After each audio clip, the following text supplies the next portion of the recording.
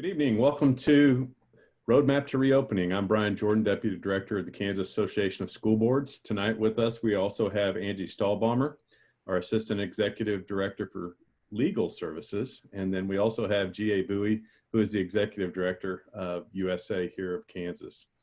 So our staff got together here a few weeks ago and began to discuss what do school board members and school leaders need to know as it relates to opening schools. And as you all are fully aware, we are in some trying times, and we are predicting that opening school in the fall is obviously going to look a lot different than what we traditionally have done in the fall to open schools.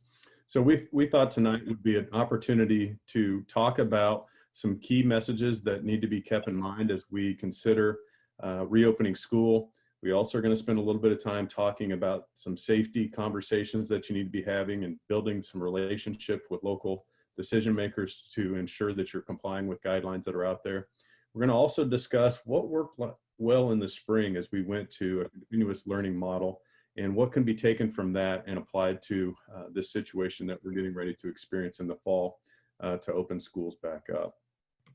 So I know you all have probably been on a Zoom before, but I wanted to just quickly remind you of some of the functions of the system. So throughout the evening tonight, we're going to have a couple of breakout sessions.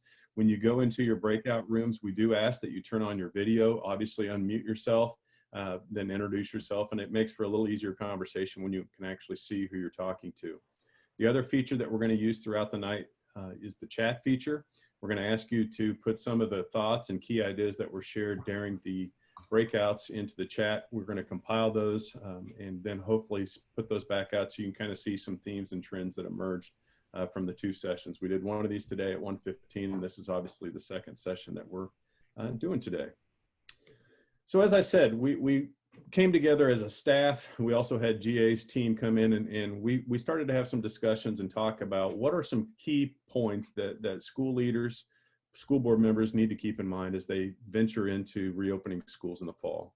One of the key things that we all agree is very important is to make sure that you're going through a process of planning. Not that we think right now you should be pinning down what your plans have to exactly look like in the fall, but you do need to start the process of having conversations around what possibilities are out there, what scenarios we need to consider. If you would have predicted 3 months ago that we'd be where we are today having this conversation, people would have thought you were crazy. And if you can predict where we're going to be 2 months from now when school reopens, you have a crystal ball that we all need to borrow sometime.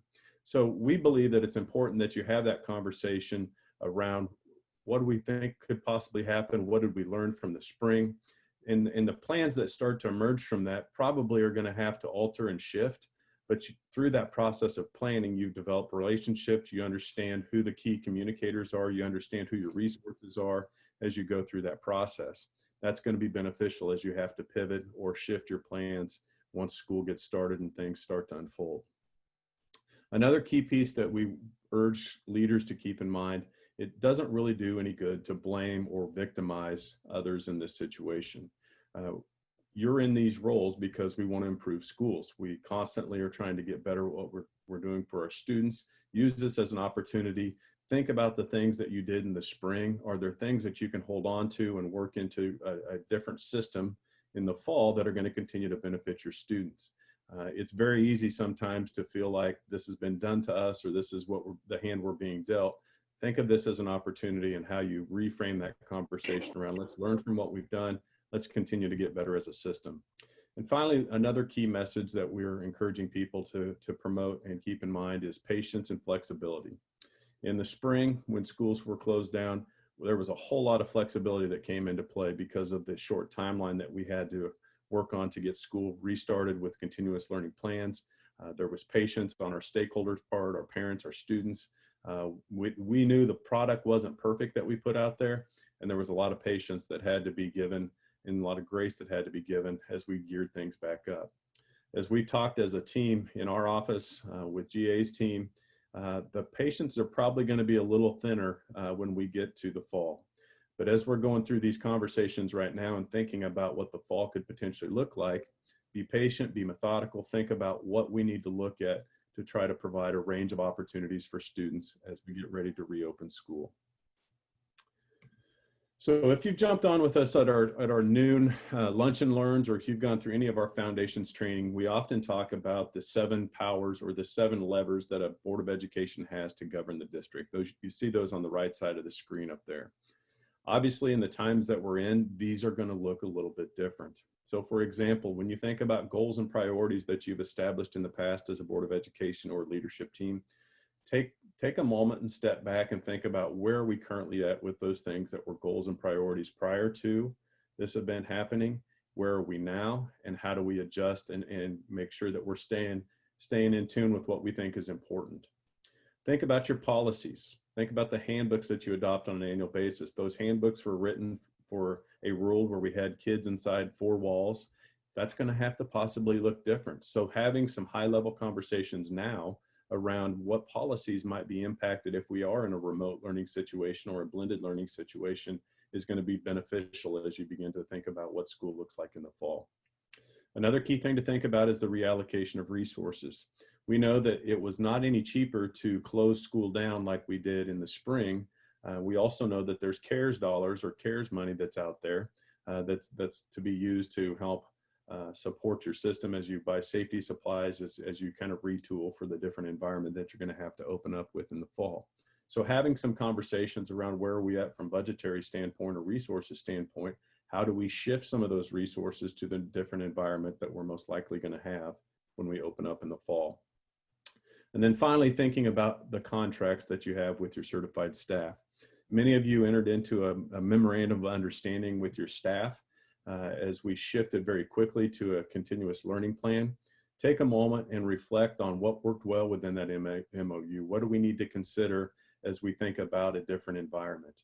Many of you are just now getting ready to start into the negotiations process. Are there pieces or parts of those MOUs that we need to hold on to because it created a better opportunity for kids within our system and allowed us the flexibility that we needed to be successful with the programming that we were trying to do for our students? So here's some key questions that we believe need to be discussed now as you begin to think about what opening in the fall looks like. Take a moment to reflect on lessons that you learned through March, April, and May. And think about specifically, how did we utilize our staff differently? Did we use them to our best ability to maximize the opportunities that we wanted to offer for kids? What other challenges did we face when we went to a remote learning opportunity with our staff? Did we have the accountability pieces in place that we wanted to ensure that the job was being done at a high level? How were we checking in with our staff and supporting them to make sure that they got the things that they needed to do their job successfully? And that ranges not only from certified staff, but also to classified staff. Transitioning there to the next question, how did you measure student success in meeting their outcomes? We know that school districts were given a lot of grace related to the progress of students. There was a lot of time that was waived by the legislature because of the quick shutdown that we went through. This is an area where we believe you're going to have a lot of pushback, or I shouldn't say pushback, but you're going to have a lot of pressure to show how are you moving kids forward, how are you helping kids advance within your system. So step back and think about what measures did you have in place in the spring. Are there things that we learned from there that are going to be beneficial as we design how we're going to help ensure that students are progressing when we get to school in the fall? And finally, what feedback did you receive from your stakeholders? Many of you sent out surveys in the middle of the continuous learning efforts, trying to get feedback from parents and stakeholders on what they needed, if it was being successful, what challenges were they experiencing. Take some time, review that information as you begin to plan and look forward to putting your remote learning plans together, your blended learning plans together, or your on-site plans together this fall. So we're at the point in time this evening, we're going to put you into your breakout rooms for your first conversation. So the first conversation we want you to have is, what are some lessons learned regarding how school was conducted this past spring? So you all had to have a continuous learning plan put in place. What are the key takeaways that you learned in that process? So here in a moment, we're going to put you into breakout rooms, and where you're going to have an assignment. We want you to come out of the breakout room and place some of the key points of conversation in the chat once you get out of the breakout room. The person in the breakout room that comes from the highest USD number is the person that's going to be responsible for adding the items to the chat once you come out of the breakout room. So once you get in your breakout rooms, turn on your mics, turn on your cameras, do a quick introduction. This first breakout will give you 8 to 10 minutes for those conversations. Remember, the highest USD number in the room will be the person that records the key points from their conversation in the chat when you return back to the large meeting space. So Dr. Hart, thank you. All right, well, welcome back from the breakouts. Hopefully you had a productive conversation. Reminder, the person in your group that had the highest USD number, we're asking that individual to put the key points or key ideas or questions that came up during your chat on lessons learned from this past spring. So I'm going to go back to our presentation here, and we're going to transition into talking about what are some safety considerations or things we need to be thinking about from a safety standpoint as we get ready to reopen schools in the fall. I'm going to turn this portion over to Angie Stallbaumer. Welcome, everyone.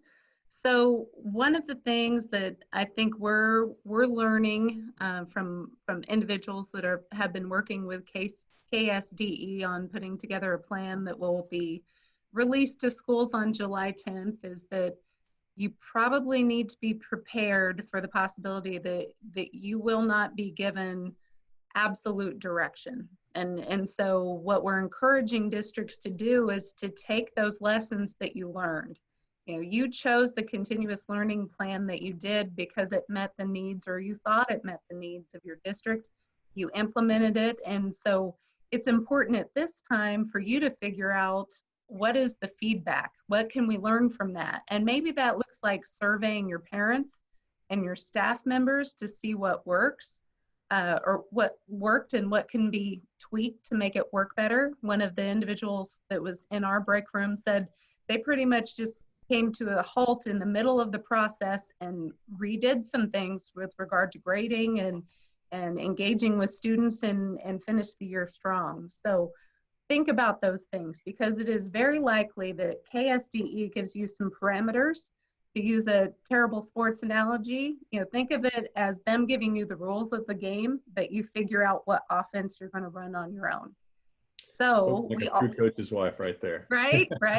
Yeah, sports analogies. Okay, so, you know, keep in mind too that this is going to look a little different as far as closing schools, if that is to happen. The governor's authority has been scaled back. So we would not anticipate that the governor will, you know, that this spring will necessarily repeat itself. And what's going to happen is that more power is going to be consolidated in local decision making.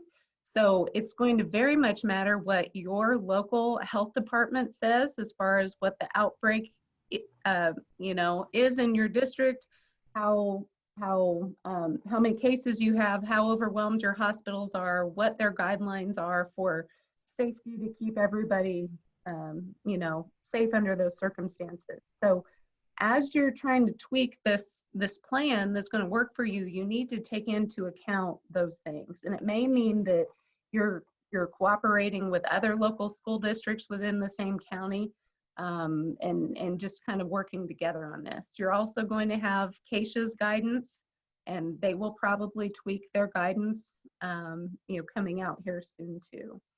So, Brian, if you will move us ahead a slide. What we want you to think about in this next breakout, you'll have another opportunity to talk with the individuals you talked with earlier.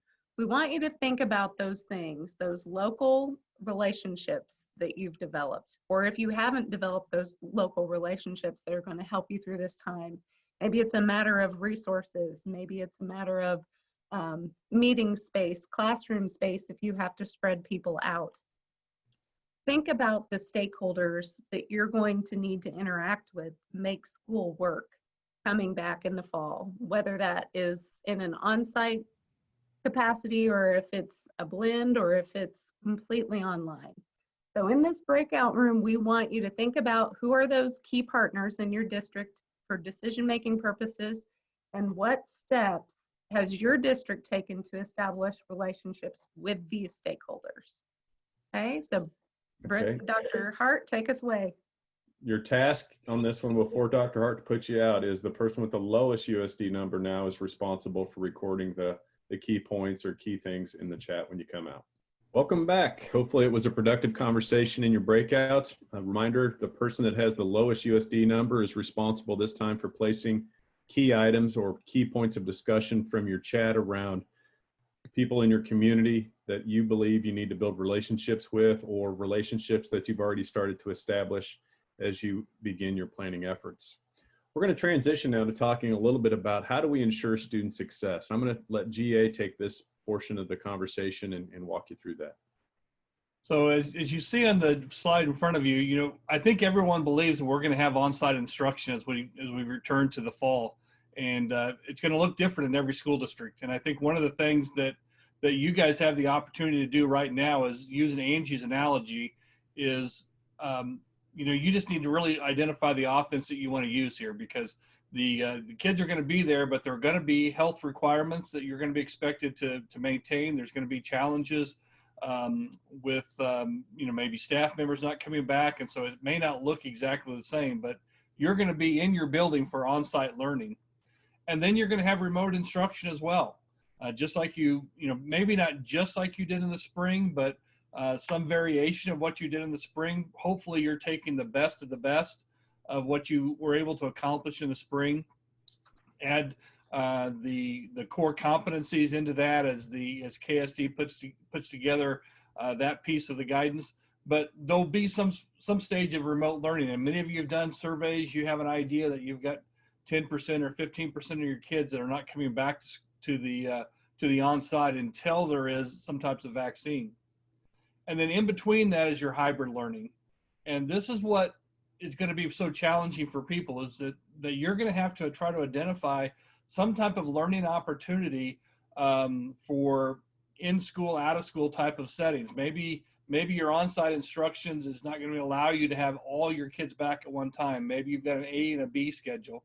And so what are you going to do for those kids that are not on the on-site that day for that learning? So that hybrid learning, or maybe you get someone that gets sick, or they take a trip and they come back and they've got to quarantine for 14 days. That hybrid learning situation is going to be a big situation, and for many of you, that's going to be the game changer. But it's not too early to start planning any of these pieces right now. And I think that's the piece. The guidance will come out on the 10th, but you can start having conversations with those key players in your teams of what are you thinking about, what are going to be some of the limitations, what did we do well in the spring, and what do we need to adjust and move forward. And then maybe what's some PD we could do in between there, and what's that look like? So to add to what GA is talking about, some things to also think about. Now, more than ever, safety is going to be a consideration of some families. And so when you talk about on-site as an option, they're going to see that as a very risky situation to put their kids into. So they may lean more towards the remote instruction model.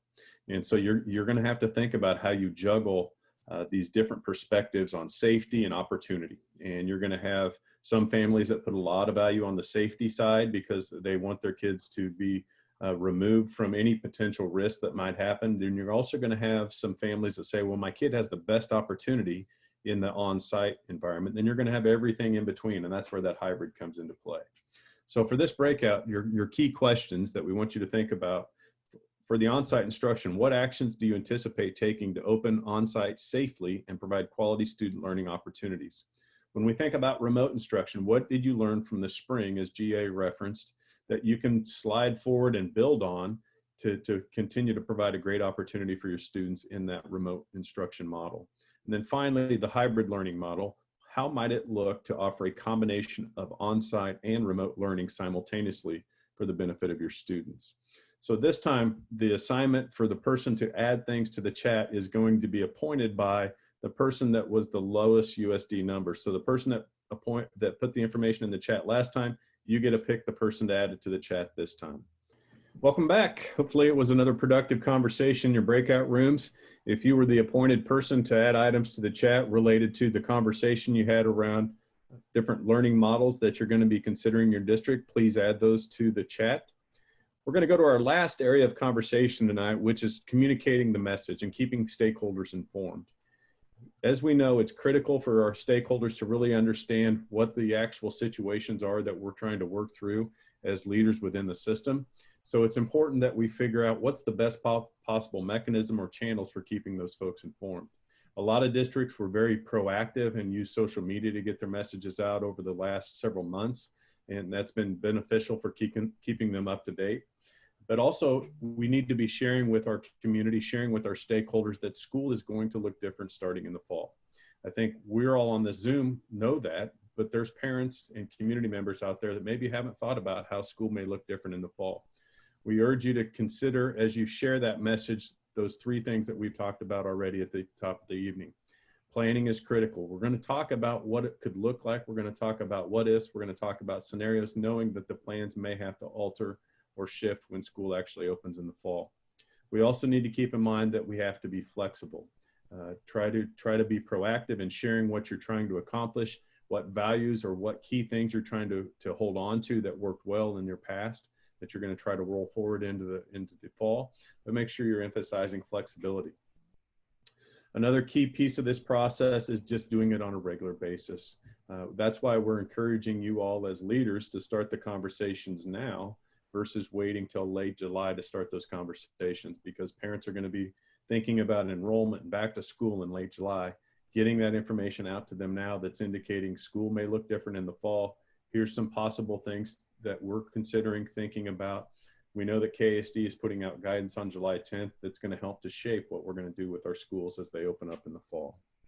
So the last thing that we're going to have you do a discussion on tonight, and this will be a fairly short one because we're getting close to our time here, is how will you inform and explain your plans to your parents, or how have you kept your parents, your public, and your staff informed of the efforts that you're going through right now or plan to go through to get ready for school in the fall? When you come out of the breakout, this time the last person that was the recorder and had to post in the chat, you get to appoint somebody to be the recorder this time. Welcome back. Hopefully another conversation was had that gives you some ideas and things to consider as you get back home to your local districts. Please add those items to the chat that were key points or things that would be beneficial for others to hear related to your conversation that you just had. I'm going to pop up a quick poll here. We would love some feedback related to future discussion items that you would like to see us provide or us structure some conversations around within these forums. So take a minute, give us some feedback related to what topics you would like to see in upcoming forums. And then there's a second question there related to how frequently you would like to see us provide these opportunities for you to come together. We're going to continue to keep you guys up to date through news briefs. We are going to continue to offer our monthly forums and events that we put in place for advocacy as well as for your clerks, HR, and payroll folks. But we want to make sure that we're hitting all board members and giving you the opportunity to come together and talk about some of the key things that we know you need to have discussions around the table. Sorry, I'm getting a little tongue-tied there. So that is the extent of the content that we have for this evening. I'm going to ask GA and Angie, are there any final thoughts or things that you'd like to share with the group? You know, just one thing I'd like to add, and when we talked about this earlier today, is especially from the superintendent side of things, make sure you continue to communicate with your patrons and your families, because you know there's a lot of communication I'm sure going on in-house with your teachers and with the school board and those pieces, but don't forget the parents, and there's a lot of questions they have. Obviously you can't answer them, but you can let them know, here we're at this part in the process, this is what we're doing, we anticipate to have things going here. But I think that opportunity to communicate with the parents you know, can't be more important than right now. You did a great job in the spring, and we need to continue it now through the summer into the fall. Right. Thank you, GA. The only thing I would add is just to reinforce the need to have some sort of blended ability to respond, because I think even if you go to full on-site, you're going to have staff and students that are going to need accommodations. So I can't envision a plan moving into the fall that doesn't have some students participating online. Thanks, Angie. Well, that concludes our conversation for this evening. We do appreciate you coming in and spending some time with us. We hope you found it informative. This recording will be posted on our website probably Monday at the latest. We'll also record the chat that's been recorded. We'll put that out there as a resource as well. Thank you for your service to the kids of Kansas. We'll see you later.